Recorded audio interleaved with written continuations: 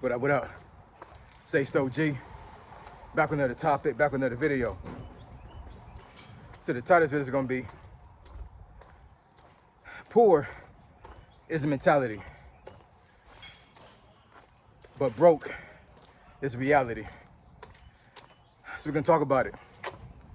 So admin notes, thanks again to all the subscribers that have subscribed to my channel. I endeavor to keep pushing the videos out to give you leverage to better selves.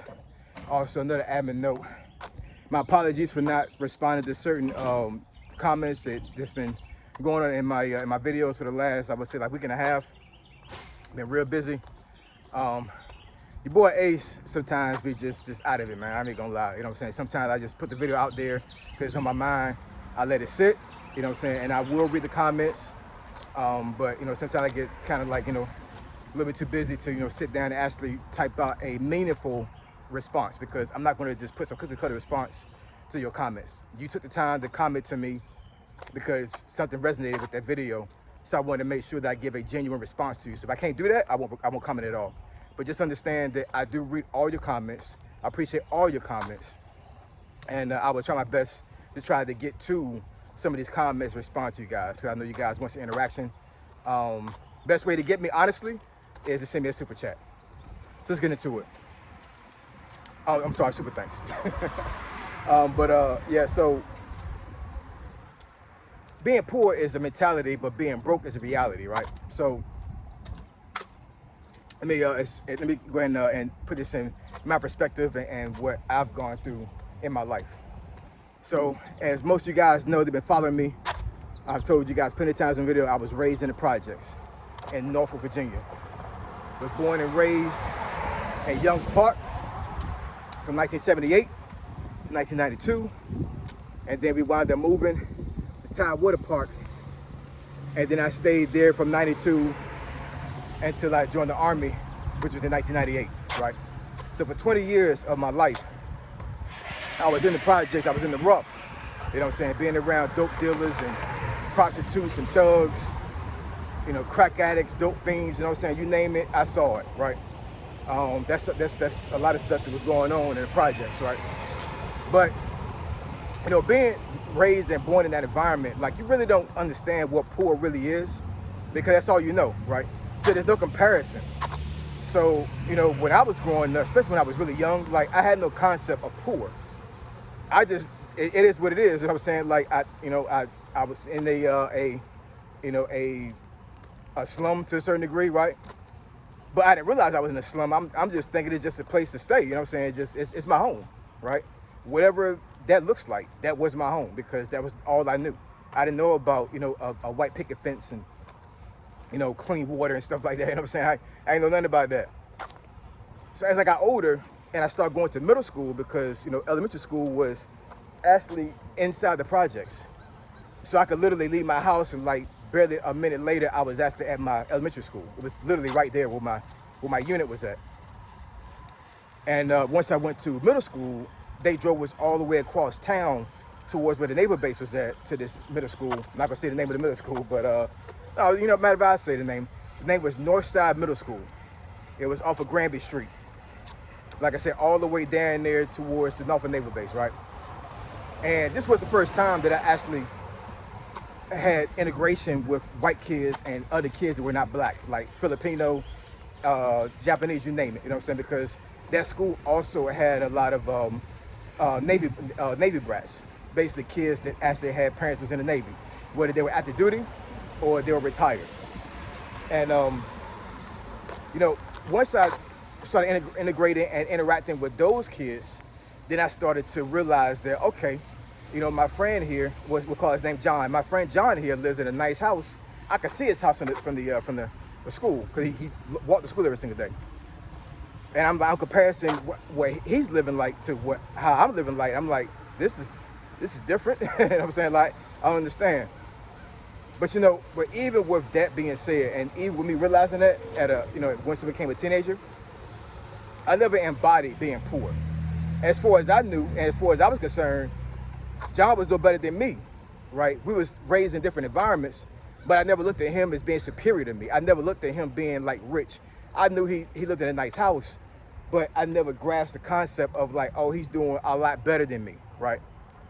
So I never took myself as being poor. Then I got to high school, started going back to a high school that was not necessarily like really integrated. It was probably 90% black. I ain't gonna lie, it was. And but we still had some white kids and some other races that were there as well. And as I got older, my mind is not fixated on the projects and being poor. My mind is fixated on what I'm going to do once I leave high school to get myself out of this situation. I never embodied the concept of being poor. Never. I never thought myself being poor. Now, I knew once I got older that we were broke, right? Because we didn't have a lot of money. So a lot of things that my friends could get, I couldn't get. You know what I'm saying? And it was weird after a certain period of time because, I got friends that are living in the project with me that got Jordans and they got, some of them got chains. You know what I'm saying? I'm sitting there like, wait a minute, what's going on here? Then I realized, oh, he's slanging. He's selling dope. You know what I'm saying? That's the reason why he got this stuff. You know what I'm saying? Or, his mom is messing with some guy, that got a little bit of money, a little bit of change in his pocket. You know what I'm saying? Whatever, however he's getting it. And he's getting it from there. You know what I'm saying? But I didn't have that kind of, life. You know what I'm saying? Like I didn't have a lot of things when it comes to clothes and other things when I was growing up. And that was fine because I wasn't really into material things anyway. It would be nice to get some Jordans. My first pair of Jordans I bought that I ever owned in my life was when I joined the Army. It was 1998, and the Jordan 14s that came out that year. That was the year that Jordan won his last championship. And they sold them in the PX on Post. And I was in Korea, in Yongsan. And I went to the PX that day, and I saw the Jordan 14s. It was actually the last shot on 14s, the ones that was the breads, the black and red joints. And I grabbed those. That was the first time in my life that I ever owned a pair of Jordans at 20 years old. But once again, I still didn't embody the concept of being poor, right? Once I joined the Army, I still knew I wasn't like totally like, financially stable, but I wasn't necessarily broke anymore, right? So the reason why I'm making this video because, I want folks to really embody that concept because a lot of folks watching this video right now will embrace being poor. But a lot of y'all that's watching this video right now, you're not poor. You're just broke. There's a difference. There's a big difference. Because the thing is, once you started embodying the concept of poor, and you call yourself poor, and you think you're poor, then it's very hard to get out of being broke. You know what I'm saying? Because a poor mentality will always keep you broke. Always. Don't be delusional. If you're broke, you're broke. You know what I'm saying? But you're not poor. There's a difference. And you have to make sure you understand that difference because you cannot embody poor. You just can't do that. Embodying poor will set you back immensely. It will. Because it's very hard to break out of the concept of being poor, right? When I was in the projects, I was around a lot of folks that understood and they embodied the concept of poor. You know what I'm saying? They were broke, but they also felt like they were poor. And once they embodied their mentality, they never got out of their mentality. I have seen folks in my life growing up that actually died being poor, died being broke. You know what I'm saying? And they could have died being broke, but they had to die being poor, having a poor mentality. And quite honestly, had they broke out of that concept and mentality of being poor, they could have got themselves to a stable position before they went broke and passed away being broke. You know what I'm saying? A lot of folks that passed away in my life that died being poor, being broke, they passed away because of bad health, right? Bad health, whether it be physically and mentally. You know what I'm saying? The projects pretty much destroyed them. They had a poor mentality, so they didn't realize and they didn't understand that they could make money and sustain themselves. And of course, without money, you don't got health insurance, and then now you're neglecting your body. You're not going to the doctor like you're supposed to. And a lot of folks just reveled in their misery and they passed away just like that. And it's crazy. You know what I'm saying? A poor mentality can actually take you out of here. It can. It can take you out of here because it's of the devil. Y'all don't believe that. It's of the devil. You know what I'm saying? Like the devil wants you to feel like you're poor and you're not. If you are born again in Christ Jesus, you never poor anymore. Ever. Hold on, y'all. Yeah, if you're a Christian, being poor should never cross your mind. You may be broke as a joke. You may not have no money in the bank, no money in your pockets. If you're a Christian, you're never poor, ever. So, I want for us to really understand that concept, because if you don't, man, it's going to be a problem later on in life. It really is.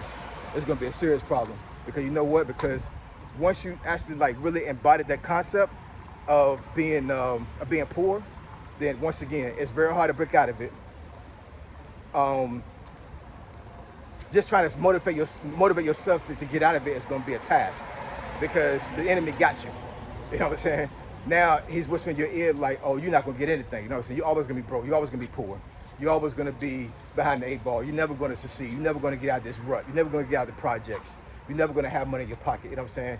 He's going to constantly berate you and keep telling you you're poor. I ain't never going to embrace the concept of being poor, ever. I've been broke plenty of times in my life, but I'm never going to embody the concept of being poor. And I want you guys to understand the same thing as well. Stop telling yourself you're poor. You're just broke. So if you're just broke, then guess what? Go out there and get money. All right? So I appreciate it. I love y'all. Let's catch y'all in this video. Say so, G. Signing out. I'm gone.